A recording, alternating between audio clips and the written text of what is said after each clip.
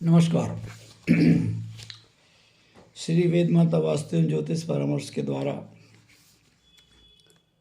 एक बार पुनः सूर्य ग्रहण पर चर्चा हो रही है। सूर्य ग्रहण को लेकर के और दीपावली पर्व को लेकर के बहुत सी बातें लोगों के मन में उठती हैं, इसलिए और भी स्पष्ट रूप से आज ये प्रस्तुतिकरण हम दे रहे हैं। ज्ञात हो, सन 2022 का आखिरी सूर्य ग्रहण 25 अक्टूबर 2022 को मंगलवार के दिन है और ये आंशिक सूर्य ग्रहण होगा।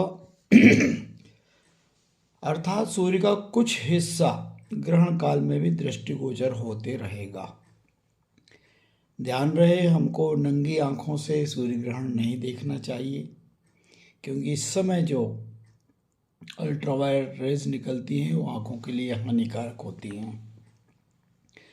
यह जो ग्रहण है, सूर्य ग्रहण, ये विश्व के विभिन्न भागों में दिखाई देगा। अर्थात पूरे दुनिया के कुछ कुछ भागों में ये दिखाई देगा।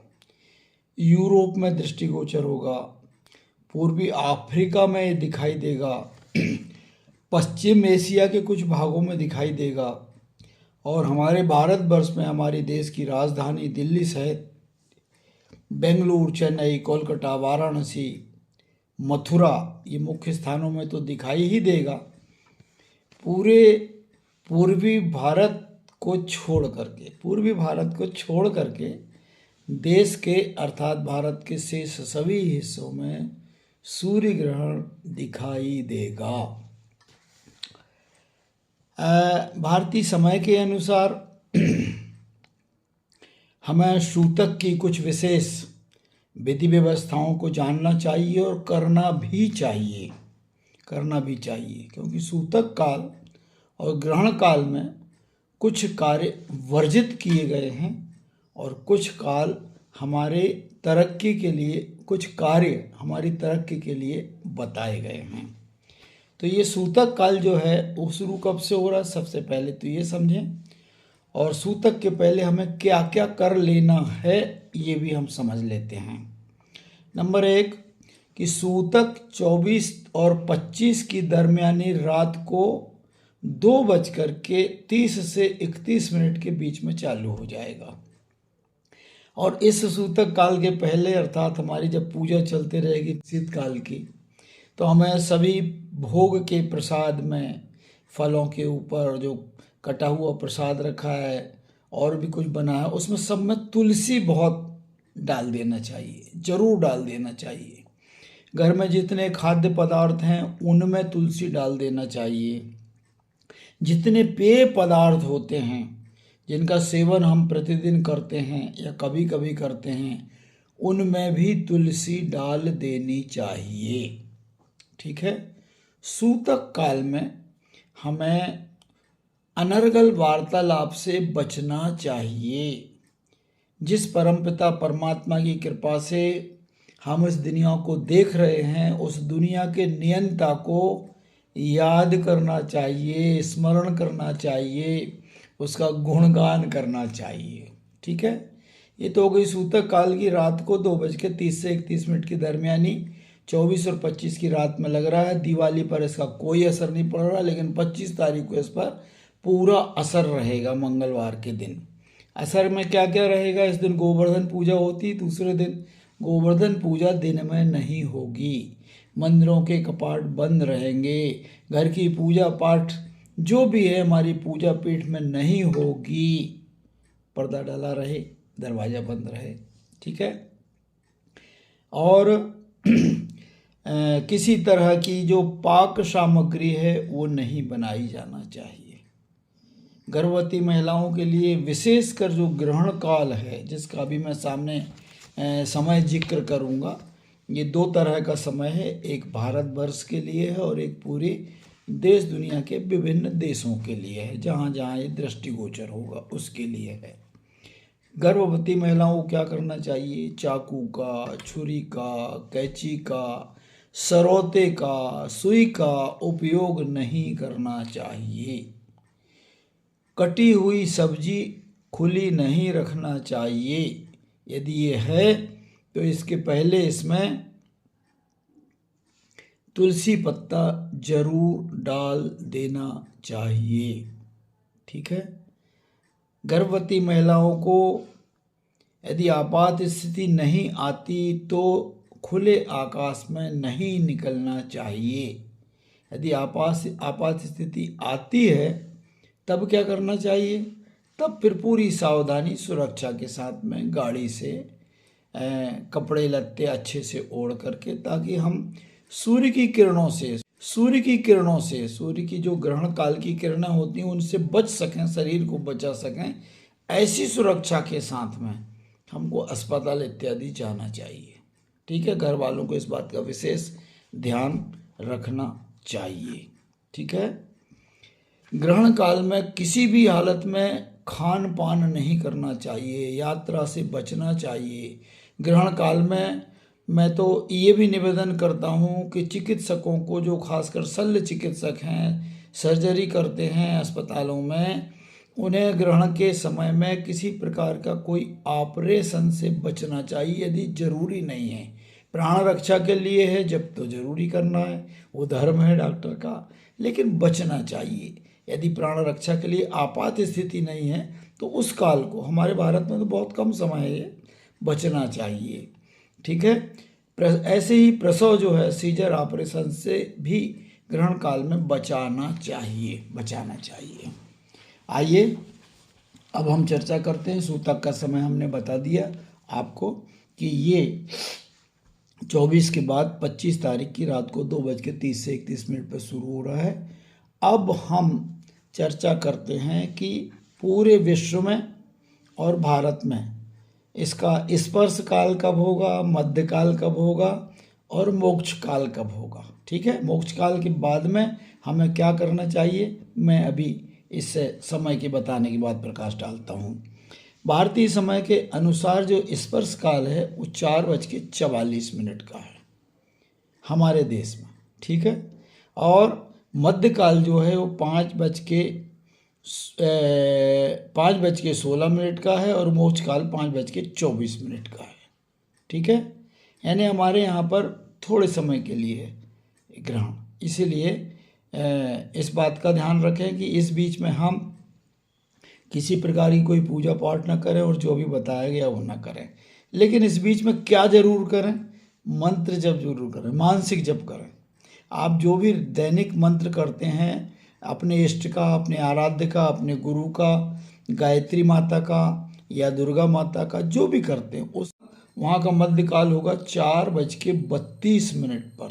और वहाँ का मोक्ष काल कब होगा? वहाँ का मोक्ष काल होगा 6:34 पर। हमारे भारत में कब है? 5:24 पर। ठीक है।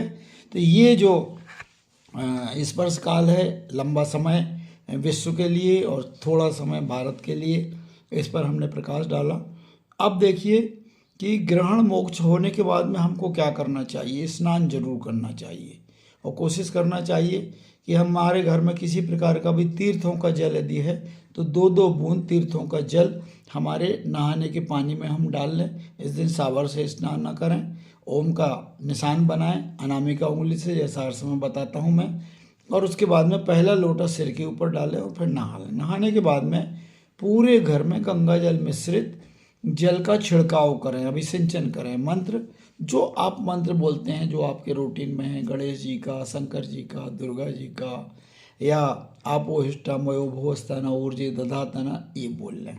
पूरे घर में जब छिड़काव कर दें उसके बाद अपने पूजा पीठ को फिर से साफ करें और साफ करने के बाद में पूजा इत्यादि करें, जप करें, तप करें, हवन करें, दान पुण्य जरूर करें। इस दिन गरीबों को दान देना चाहिए, कहारों को दान देना चाहिए। जो कहार कौन? जो मछली का धंधा करते हैं, नाव चलाते हैं, जिनको केवट कहते हैं, उनको दान देना चाहिए। क्यों? ये राहु का दान होता है, ये केतु का दान होता है। आइए अब मैं आपको थोड़ा सा एक प्रकाश डाल दूं कि इस सूर्य ग्रहण का जो भावी प्रभाव है वो क्यों होगा देश दुनिया के ऊपर। इस दिन ग्रह स्थिति क्या है? तो देखिए, सबसे पहले तो ये कि सूर्य ग्रहण या चंद्र ग्रहण कभी हो तो जो स्थिति बनती है ग्रहण योग की वो तो बनती ही है, लेकिन इस बार जो 25 तारीख को योग स्थिति ग्रहों की बन रही है, गोचर की बन रही है, उसको जानने की समझने की कोशिश करें। सूर्य, चंद्र, शुक्र और केतु एक साथ में होगा। चंद्रमा तुला राशि में होगा क्योंकि केतु तुला राशि में चल रहा है ना। सूर्य तुला राशि में चल रहा है, सूर्य नीच का चल रहा है, सूर्य नीच का चल रहा है। केतु जब तुला में चलता है तो विश्वव्यापी सामाजिक बदलाव करवाता है और वो आप अनुभव भी कर रहे हैं। अब यहाँ पर देखिए, चंद्र अस्त होगा, शुक्र अस्त होगा और सूर्य और केतु का जो ग्रहण योग होगा इस जबरदस्त होगा। चंद्र अस्त होगा, शुक्र, वहाँ का मध्यकाल होगा 4:32 पर, और वहाँ का मोक्ष काल कब होगा? वहाँ का मोक्ष काल होगा 6:34 पर। हमारे भारत में कब है? 5:24 पर। ठीक है, तो ये जो स्पर्श काल है, लंबा समय विश्व के लिए और थोड़ा समय भारत के लिए, इस पर हमने प्रकाश डाला। अब देखिए कि ग्रहण मोक्ष होने के बाद में हमको क्या करना चाहिए। स्नान जरूर करना चाहिए और कोशिश करना चाहिए कि हमारे घर में किसी प्रकार का भी तीर्थों का जल यदि है तो 2-2 बूंद तीर्थों का जल हमारे नहाने के पानी में हम डाल लें। इस दिन सावर से स्नान न करें, ओम का निशान बनाएं अनामिका उंगली से, जैसा हर समय बताता हूँ मैं, और उसके बाद में पहला लोटा सिर के ऊपर डालें और फिर नहा लें। नहाने के बाद में पूरे घर में गंगा जल मिश्रित जल का छिड़काव करें, अभिसिंचन करें। मंत्र जो आप मंत्र बोलते हैं, जो आपके रूटीन में है, गणेश जी का, शंकर जी का, दुर्गा जी का, या आपो हिष्टामयो भुवस्तान ऊर्जे दधातना, ये बोल लें। पूरे घर में जब छिड़काव कर दें उसके बाद अपने पूजा पीठ को फिर से साफ करें, और साफ करने के बाद में पूजा इत्यादि करें, जब करें तब करें, हवन करें, दान पुण्य जरूर करें। इस दिन गरीबों को दान देना चाहिए, कहारों को दान देना चाहिए। जो कहार कौन? जो मछली का धंधा करते हैं, नाव चलाते हैं, जिनको केवट कहते हैं, उनको दान देना चाहिए। क्यों? ये राहु का दान होता है, ये केतु का दान होता है।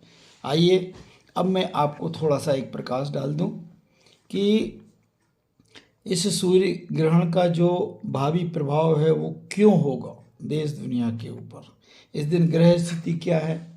तो देखिए, सबसे पहले तो ये कि सूर्य ग्रहण या चंद्र ग्रहण कभी हो तो जो स्थिति बनती है ग्रहण योग की वो तो बनती ही है, लेकिन इस बार जो 25 तारीख को योग स्थिति ग्रहों की बन रही है, गोचर की बन रही है, उसको जानने की समझने की कोशिश करें।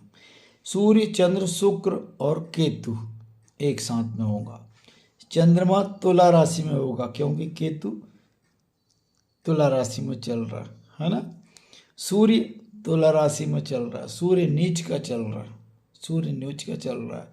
केतु जब तुला में चलता है तो विश्वव्यापी सामाजिक बदलाव करवाता है और वो आप अनुभव भी कर रहे हैं। अब यहाँ पर देखिए, चंद्र अस्त होगा, शुक्र अस्त होगा और सूर्य और केतु का जो ग्रहण योग होगा इस जबरदस्त होगा। चंद्र अस्त होगा, शुक्र